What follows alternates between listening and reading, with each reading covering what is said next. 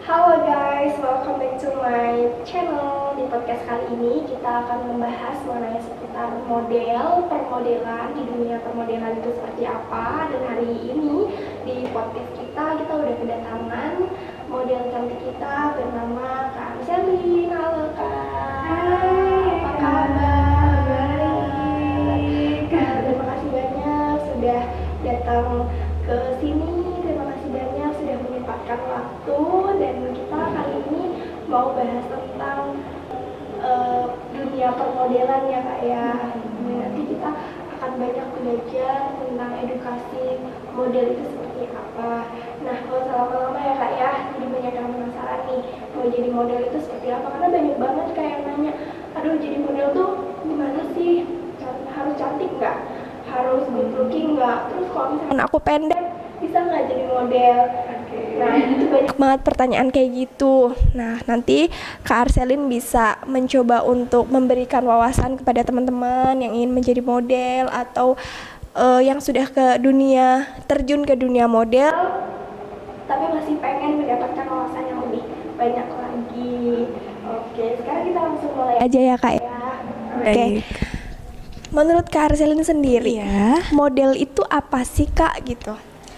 Menurut aku, model itu sebuah pekerjaan seni yang kita ketemu orang banyak, kita harus punya attitude baik, karena kalau pekerjaan seni berhubungan dengan ketemu orang banyak, kita harus bisa diterima dengan orang banyak dong. Betul. Seperti itu.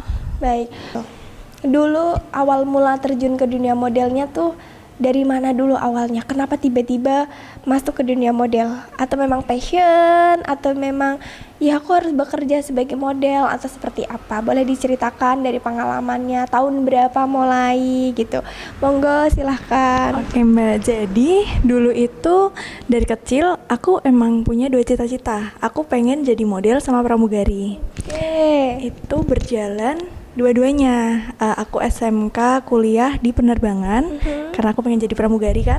Tapi di sela-sela itu aku juga foto-foto kayak model kayak gitu kan. Terus habis itu aku daftar pramugari, aku berhenti model. Aku nggak lolos pramugari karena ada something. Terus aku lanjut ke model. Nah, awal aku di model itu tahun 2016.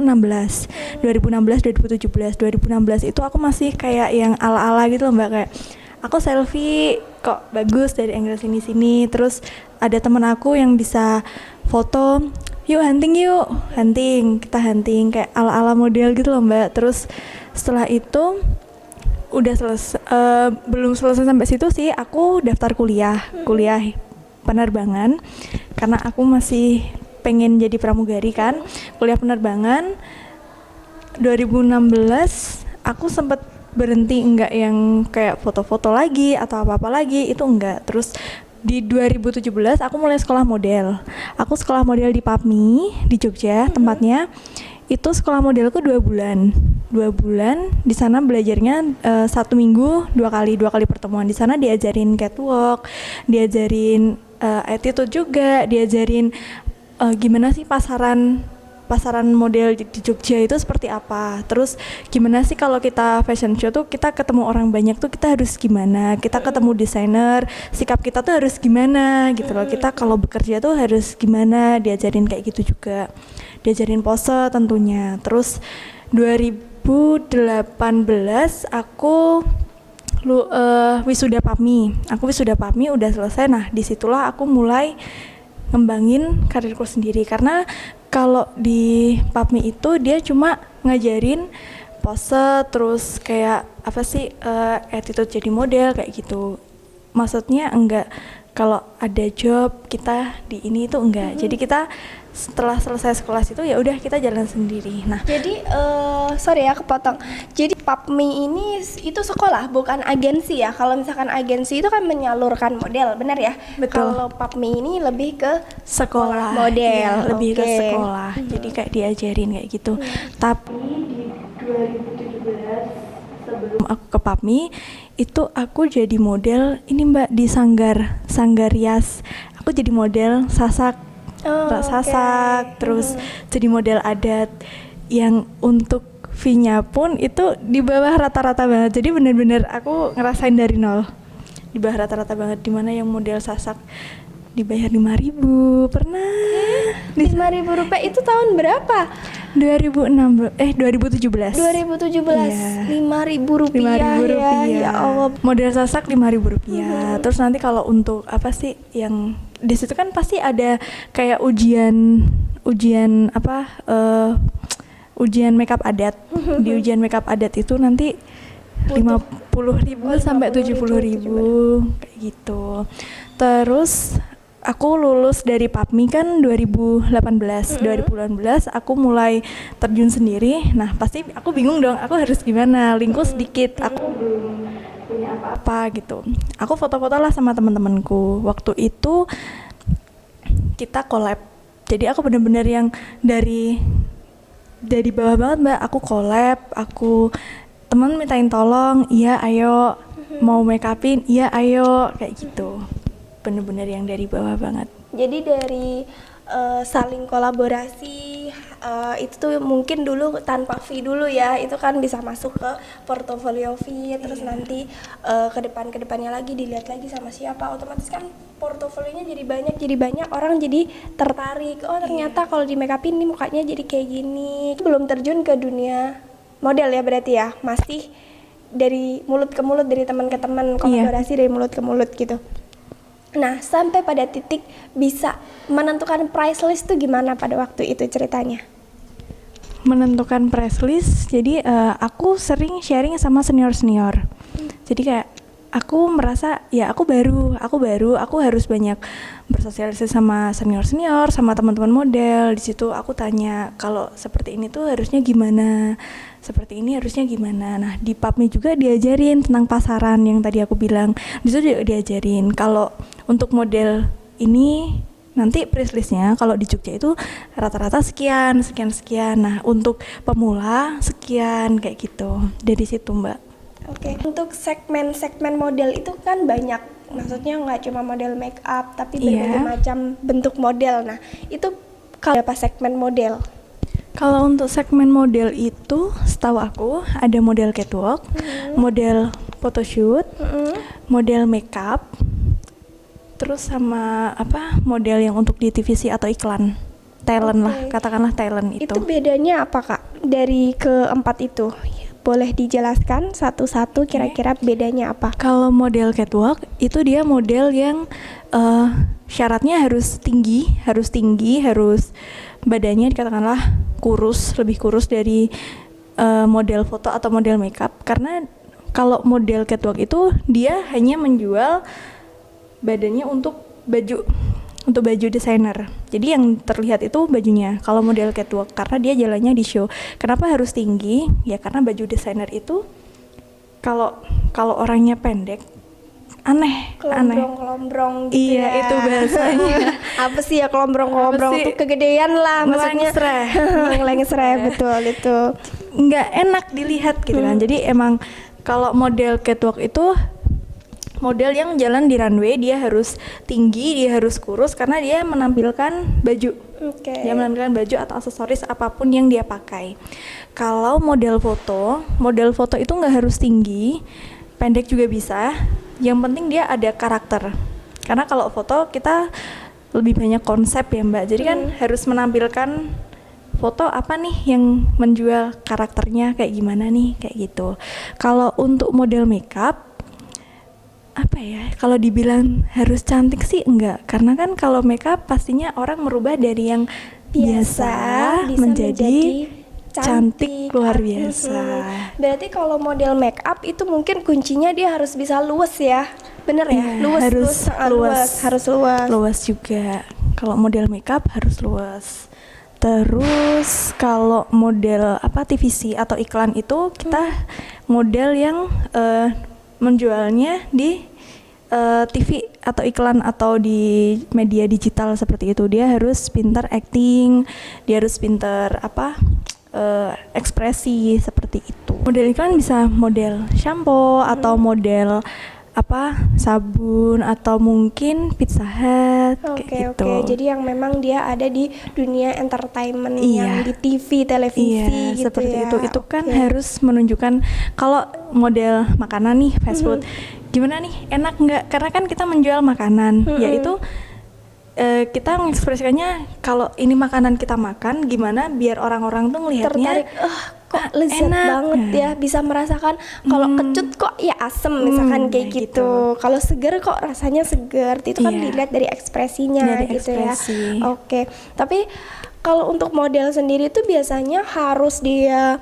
satu segmen atau dia itu boleh beberapa segmen.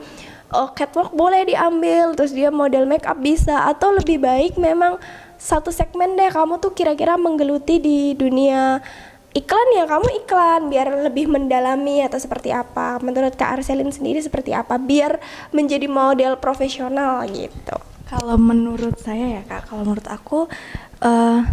aku semua harus dicoba. Aku per tahun harus ada target. Aku 2017 aku show, walaupun aku pendek aku show, aku nyoba show, oh ternyata show seperti ini, jalan 1 tahun. Aku 2018 aku model foto, 2018-2019 aku model foto, oh model foto tuh seperti ini, aku nyoba segmen itu. Aku 2019-2020 aku model makeup, aku penasaran nih gimana sih rasanya jadi model makeup yang harus luas, harus bisa pose di depan kamera, harus cantik gitulah pokoknya.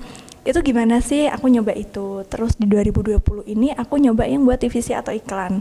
Kalau menurut aku bebas sih Mbak, bisa masuk ke segmen manapun tergantung kitanya. Tapi kalau kita stuck di segmen itu ya nggak apa-apa. Cuma kalau prinsipku aku nggak bisa stuck di situ aja. Aku tiap tahun harus ganti, harus punya aku belum belajar apa sih, aku harus mau belajar itu dan aku harus bisa itu gitu. Oke, jadi memang kita harus banyak belajar ya. Betul. Jadi biar kita juga di segmen ini kita bisa lebih baik lagi, di sini kita jadi model multi talent. Model profesional sendiri itu seperti apa Kak? Ataukah memang dia misalkan attitude-nya bagus, oke, attitude yang bagus tuh seperti apa untuk model gitu. Terus misalkan model profesional yang lain dilihat dari cara tutur bahasanya atau cara make up untuk orang itu kan juga mempengaruhi juga ya keprofesionalnya menjadi model gitu. Nah, itu mungkin bisa dijelaskan model profesional itu seperti apa? Kalau menurut aku model profesional itu dia yang pertama attitude ya Mbak, yang penting attitude, terus ketepatan waktu juga, karena kita harus on time gitu loh, karena dari situ kan dinilai. Kalau kita dianggap profesional ya kita nggak boleh telat. Kita nggak boleh telat, kita attitude-nya harus bagus, apalagi terutama model makeup. Ya kalau kita lagi di make upin orang nggak mungkin dong kita main HP. Ya betul. Kayak gitu, itu nggak bisa kayak gitu. Pokoknya attitude model profesional itu dia harus yang berattitude dan on time tentunya. Attitude yang bagusnya tuh dari segi sikap itu seperti apa menurut Kak Arselin? Waktu di job model makeup nggak boleh main HP. Maksudnya nggak yang main HP banget sampai mengganggu dan semuanya harus Mbak kayak gitu. Kayak gitu, terus harus on time terutama karena kan kalau kerja nggak on time nanti ke belakangnya juga bakal kacau kan Mbak, gerusah-gerusuh gitu nanti jadinya. Betul kayak gitu sih. Menurut aku dua prinsip itu. Terus dari sikap mungkin? Dari sikap apa ya? Model itu dia nggak bisa request, maksudnya Kak aku mau ini, aku kalau ada bayi aku nggak mau kelihatan lipstikku harus selama ini, itu nggak bisa karena model adalah mannequin. Kita mau dipakein baju apapun, konsep apapun, adat apapun, lipstik apapun yang kita mau difoto, terutama produk ya. Kalau produk kan kita harus foto sama depan, samping, belakang, kanan, kiri gitu. Kita nggak bisa request, aku tampak sini jelek, aku bisa. Kalau lo request, ngapain lo mainnya di awal? Gitu. Karena kan bukan model yang bayar, tapi model dibayar. Jadi kita dibayar, kita ikut. Ya. Selagi kita di awal perjanjian udah oke, ya udah gitu. Karena itu juga sebagian jasa ya, karena model kan pekerjaan ya, ibaratnya kayak ya semua jasa lah. Kalau misalkan kita yang dibayar, ya kita yang memberikan servis yang terbaik untuk klien kita gitu kan ya. Betul. Kalau jadi model itu kan juga nggak boleh mungkin nggak bisa ya karena berpengaruh sama pakaian yang akan dipakai gitu. Berarti kayak pola makan dan lain-lain juga dijaga juga ya. Sebenarnya gini Mbak, kalau untuk model itu ada dua. Dia ada yang big size, ada yang model biasa, yang maksudnya yang badannya kecil, yang benar-benar kecil. Big size, aku ada temen dia model big size juga. Dia emang harus terlihat gede karena mungkin untuk menjual baju-baju yang ukuran besar gitu. Tapi kalau untuk model yang biasa, yang kecil, yang kayak aku ini, ya kita harus menjaga dulu biar gimana sih di kamera itu kelihatan ideal, gimana biar apa ya, pokoknya kita harus kelihatan bagus gitu, harus menjaga pola makan, harus rajin olahraga, jangan begadang, terutama kalau begadang biar mata jadi itu susah juga kalau buat jadi model, karena kan pasti semua susah kan kalau matanya. Pertama menjaga ini muka biar tidak Setiap hari di make upin sama MUA otomatis kan setiap hari kena make up terus. Itu untuk mengatasinya biar nggak jerawatan atau apa, ada nggak Kak? Misalkan kan kalau skincare bahaya juga nih ya, bahaya ya, otomatis kan paling nggak dengan bahan-bahan alami untuk menetralisirkan muka biar kita tetap sehat, itu ada tips and triknya nggak Kak? Kalau aku ini Mbak, aku pernah yang jerawatan parah banget. Jadi itu yang kayak aku harus gimana nih gitu. Aku pakai lidah buaya. Lidah buaya itu aku oles-olesin aja karena kan menurut aku lidah buaya itu dingin ya. Dia bisa menetralkan muka gitu loh Mbak. Sama juga kita rajin cuci muka. Kalau udah di makeup, udah selesai, udah foto, ininya udah clear semua, udah selesai, ya udah kita langsung cepet-cepet bersihin. Bukannya apa, karena emang takut kejadian seperti itu, karena kalau udah kena jerawat parah, radang parah, itu susah juga buat ngilangin. Jadi kita harus benar-benar yang menjaga ya, ekstra menjaga. Terus untuk tambahannya mungkin itu lidah buaya itu dibuat masker. Kalau aku lebih ke situ, nggak pernah yang skincare, karena kalau skincare nanti takutnya di make-upnya jadi longsor. Betul. Terus mungkin air anu gitu-gitu bisa. Iya, kayak gitu ya. Ketika misalkan ada photoshoot yang memang dia mungkin tanda kutip kelihatan vulgar gitu, rasa nyaman nggak mendapatkan gaya-gaya misalkan yang tadi itu? Untuk yang seperti itu, kita dijuk orang, pasti di awal kita dikasih tahu buat kayak ini bagian seperti ini, contoh fotonya seperti ini, makeup dari ini, baju